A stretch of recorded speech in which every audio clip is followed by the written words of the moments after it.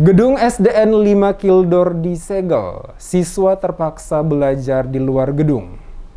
Gedung SD Negeri 5 di Dusun Kildor, Desa Kildor, Kecamatan Wakate, Kabupaten Seram bagian Timur SBT disegel oleh warga. Penyegelan sekolah tersebut lantaran kontraktor diduga belum membayar utang dan upah buruh bangunan yang mengerjakan sekolah tersebut. Terlihat di lokasi sekolah, para siswa yang terdiri dari anak-anak bersama dengan para guru tidak dapat berbuat banyak dan hanya dapat melaksanakan proses belajar mengajar di luar gedung sekolah pada pelataran lapangan. Abdullah Esrey saat memberikan keterangan mengatakan alasan dilakukan penyegelan oleh dirinya bersama beberapa warga karena pihak kontraktor hingga saat ini belum melakukan pembayaran pengambilan barang-barang dari pedagang termasuk warga berupa material pasir, semen dan batu bata yang diperkirakan hingga mencapai 30 jutaan rupiah. Selain itu juga ada upaya yang dilakukan oleh para pekerja hingga saat ini yang belum juga dibayarkan oleh pihak kontraktor. Oleh karena itu selaku pihak yang dirugikan melakukan penyegelan gedung sekolah sebagai bentuk protes dan meminta pemerintah serta pihak terkait segera meminta kontraktor segera menyelesaikan utang mereka. Ditegaskan para warga bahwa mereka akan tetap melakukan penyegelan gedung sekolah SD Negeri 5 Kildor hingga dilakukan pembayaran hutang termasuk upah sebagian para pekerja yang belum dibayarkan oleh pihak kontraktor, mengingat seluruh pekerjaan telah diselesaikan.